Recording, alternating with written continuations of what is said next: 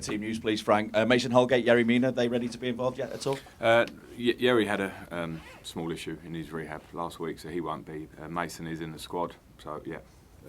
Progressing with that. Ben Godfrey's also on the training pitch, which is great to see. Early stages, but good to see.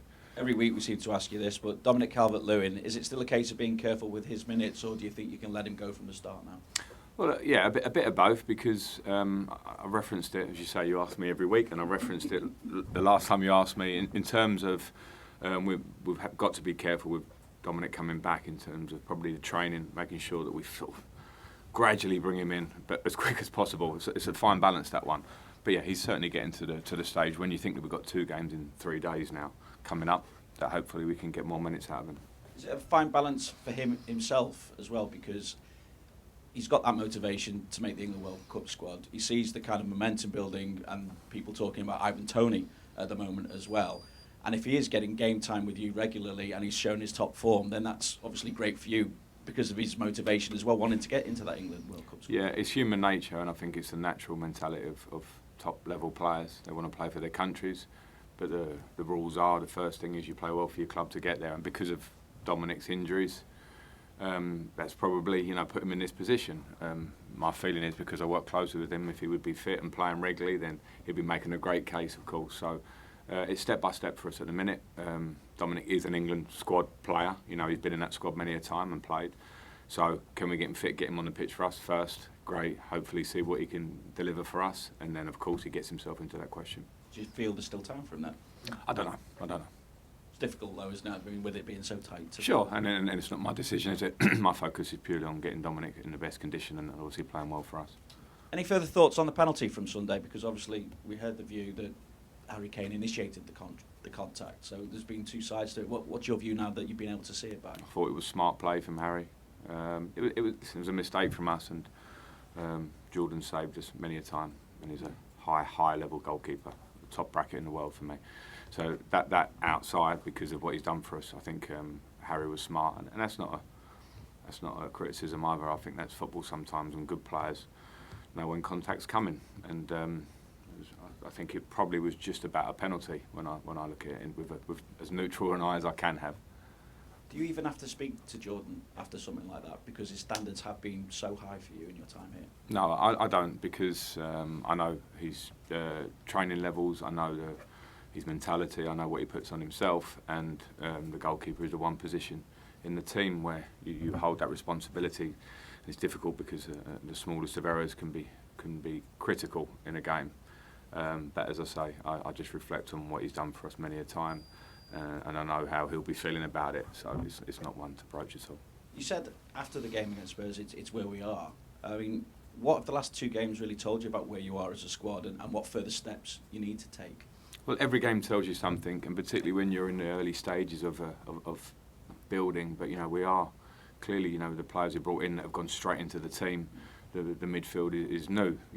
Sometimes at times the front line has looked new with Neil Maupay and Dwight McNeil, for instance, and young fullbacks, and so there's a lot of things that are coming together naturally for us. So you learn as much from a good performance against West Ham at home, or a resilient performance against Southampton, a good spirited fight back against Manchester United, but mistakes we made in the first half. All these things I think are very much part of our process. We've seen it many times around. It's important for me, as the first person who's working here, is to just be very sort of balanced about it. And we knew we were coming into a tough run of games: Manchester United, Tottenham away, Newcastle away. So it's how can we apply ourselves best? And against Tottenham, we did a lot. The game plan, the tactical nature of the team was spot on until they get that goal and change the face of the game. So they were good and they were bad, and we just have to keep working on those. We've spoken a lot about leaders, obviously Cody and Tarkowski and their experience, but someone like Onana appears to be a leader as well, and he seems to be having that influence in the dressing room. Did you expect that necessarily from someone so young coming into a new league?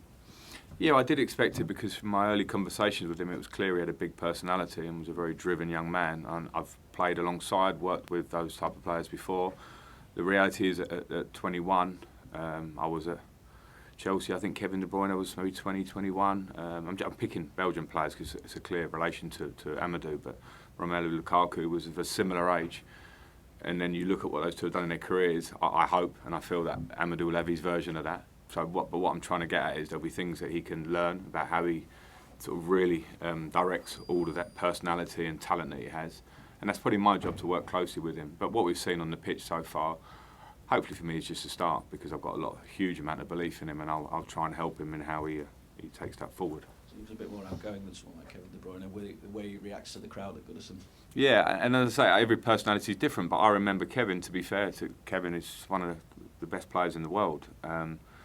But in his early stages, he wasn't getting in the team at Chelsea, and you see little reactions from him. I remember my reactions at different times in my career, so it's my job as being slightly more experienced is to sort of like, understand the different personalities, but mainly, hone them in the right way in terms of, your professionalism, your drive, how you affect teammates, and then try and obviously help with the talent. But, he's a really talented boy. We're delighted to have him here, and I think he showed some big glimpses of that against Tottenham. But as I say, I think there's a lot more to come. Very pleased that we've got him. And he's got the mentality to deal with something like that. When you can recognise his talent, to say that you could see him becoming something like a Kevin De Bruyne, you hope that he becomes. Yeah, and again, I'm not directly comparing. Clearly, those two are very different players. But he's in the Belgium squad now. He's coming and playing in the Premier League, and I think we should never take that lightly, the difference of coming from, as a young player, from a different league into the fastest, most physical league in the world. There'll be moments that will catch anybody, let alone a younger player who's finding his feet. So I think we applaud that, but that's the reason for optimism in terms of what he can give, because he's adapting at the moment, but he's already being a very important player for us. Newcastle, just one defeat, 3 Premier League wins. Obviously, also had that 3-3 with City as well. I mean, how do you view this Newcastle team? Because it seems that they're more than just difficult to beat, aren't they?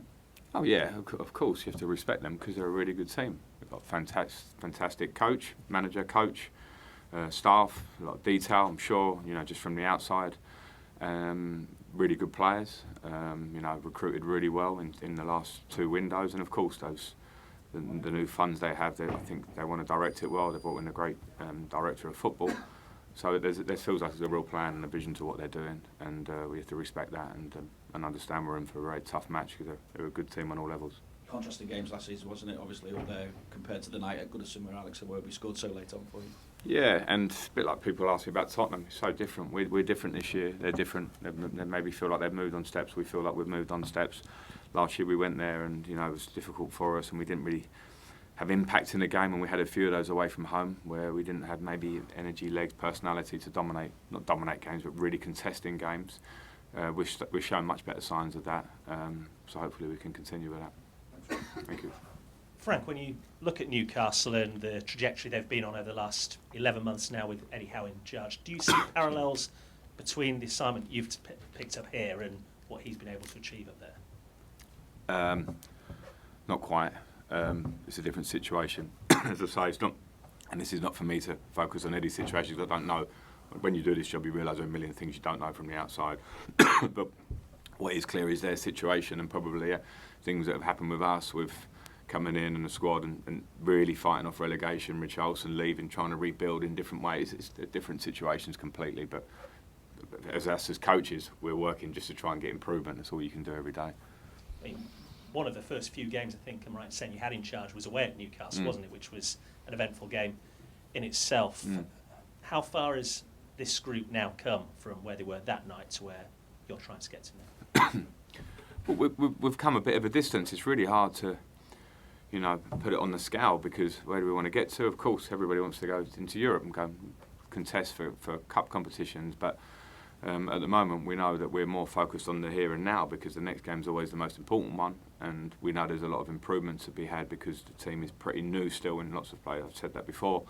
So I think we've come steps in a forward direction, but there's never a time for complacency. There's a long way and a lot of work to do. And Vinny spoke about Newcastle's record, only 1 defeat this season, 6 draws along the way there.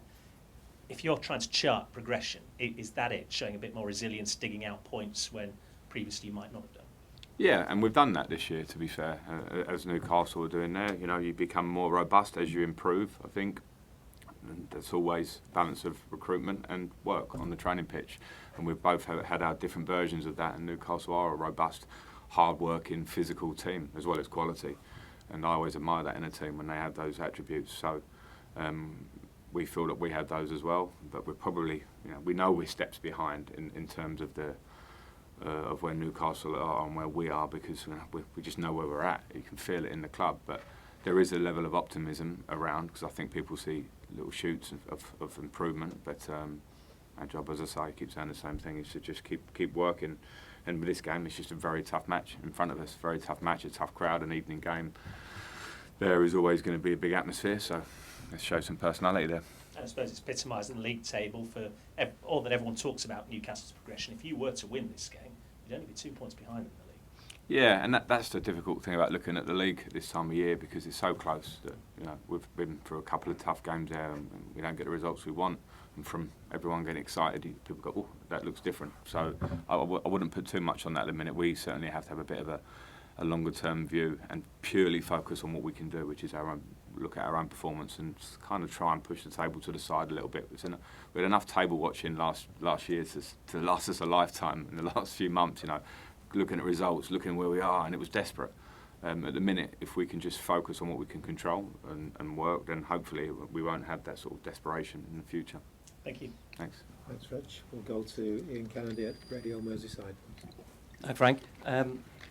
As someone who scored a lot of goals from midfield yourself, to what extent do you try and instill into your midfield players the mentality of trying to get forward and to be brave to go forward and try and score goals, particularly when obviously Calvert-Lewin's been and Richarlison have been unable to be part of it this season for different reasons? Yeah, I think there are team issues with that one. Firstly, midfield has to be aware of the structure of the team. So it's all well and good to talk about getting forward, but we have to be secure at all times. At times last season we were too easy to play through. There were different factors to that, but to keep a bit of security. But now when you look at the players, the first thing you want as a coach is to see they've got the capacity to get there.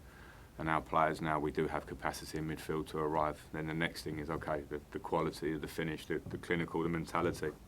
And if I'm honest, it takes hours and hours and hours on the training ground at that point. You know, it doesn't. My first-hand experience of it was I worked hard and it made me score goals. I repeated and repeated and repeated from being 10 years old to 38 years old when I finished. So I can pass that on to the players, and then hopefully we'll see the results. It's not always that simple.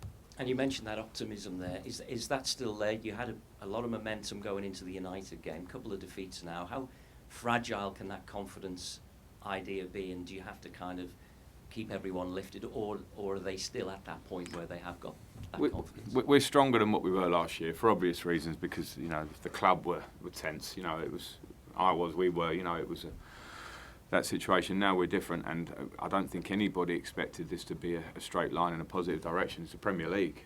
Not many have that other than the absolute top boys anyway. So we have to support each other in that sense. I support the players. The players have to be robust. They have to keep their confidence. They have to understand when there are in-game things that we can do a lot better, and that's a fine balance and keep working. And at the moment, I think with the feeling we have, I don't feel like we've been too disrupted by 2 defeats, because people respect the teams that beat us for starters. But behind closed doors, can we analyse them and be better? For sure. So, yeah, I'm not saying we're not concerned. It's the Premier League. It tests you all the time, but we have to have a belief in ourselves that we are in a decent position and there's work to do. Thanks, Ian. We'll go to Alistair at the BBC. Hi, Frank. You mentioned there before about Newcastle and sort of obviously on a different journey from you, and obviously the money that they have. Do you think it's fair that they've got resources where they can call on a sovereign wealth fund to help their development? I think in modern football, everyone has a different position, a different perspective, and sometimes it changes. Sometimes I think it's a reason that we embrace and love the Premier League. I lived the Chelsea story as a player. I viewed it and touched on it as a Manchester City player for a year. And there are, I think, a lot of stories within there on a football level purely that you can just embrace and love about. You know, I saw City got voted the Club of the Year last night for the many, many good things I know they do on and off the pitch. So everybody's different, and this thing of financial fair play for me is a bit strange. I never kind of understand it, because if it was financially fair, there are a lot of teams that have a lot more income than we do, for instance, and can spend a lot more on players and wages, and that's the story of the modern game. So it's all relative. That's where I stand on that one. Yeah, but I think Jurgen Klopp's talking about Manchester City since you bring it up, saying you can't really compete with a Manchester City or a Newcastle because they've just got the wealth. Yeah, but Liverpool have competed with them. Liverpool have competed with them with great coaching and great players and great recruitment. You know, they brought in Virgil van Dijk and Alisson and all these players, and whilst being strong, they can keep re-strengthening and changing and all those things. So I think maybe you view it at this moment in time with Liverpool, with the form they've had, they're clearly going to be back up amongst it. So I think, as I say, I understand what he's saying to a degree. I can probably say the same when I'm talking about Newcastle. We're not there because they can spend 200 million in 2 windows, and we can't. We have to. Our net spend is much less. So you just get on with what you were. I think if that's his point, I completely get it. But in terms of trying to, I think the debate afterwards that's carried on is questioning whether it should be allowed or whatever, or these clubs are fighting on a different level. Maybe they are, but maybe that's just the Premier League and the way it is. And I don't think it's the worst thing. When as I say, I particularly look at the story I was involved in as a player, and Manchester City, which I touched on, and particularly when I think about City in terms of how they handle themselves on and off the pitch. I think they're a fantastic example. That's my opinion. That's just where I'm at. Yeah. Also, it was mentioned after the weekend, there was a few incidents, obviously, at Anfield, but I think with players surrounding referees in other games as well. The referee charity has talked about the conduct of managers and players, and obviously that filters down to grassroots level. I mean, you know all about the pressure of the sidelines as a manager. Can you sort of mitigate for how managers sort of can lose their temper so much, and how they can abuse almost referees as well, or how would you stand on the behaviour of the weekend? Yeah, we have a responsibility. I understand that, but there's also a microscope on managers in the modern day where we're in highly pressurised jobs, and it's easy for me to sit here in a calm moment and say, we should be better and all these sort of things. But the amount of pressure we come under, and sometimes decisions that go against you, can throw you. I don't see at the top level. People talk about Jurgen Klopp the other day and Pep Guardiola, the 2 top managers, and I think they got a red card fine. I think Jurgen sort of said afterwards, maybe my reaction. We all know that situation. If you're trying to draw a line to someone on a Sunday league game or something, going up and physically attacking a referee, then that's just a personal responsibility of that person that's gone and done that, as it would be if they went and did it on the street. So I don't draw that line. I understand our responsibility, but I don't draw the line directly from the height, because I don't see it much. I see managers in very high pressure situations handle themselves really, really well for 99.9%, and that little bit as well, that little percent that sometimes comes out, I think if controlled. I remember when Tuchel and Conte had this earlier in the season, and afterwards it was like, this is great, this is what the Premier League's all about, seeing passion and people show themselves. So I think we can't have everything in one go.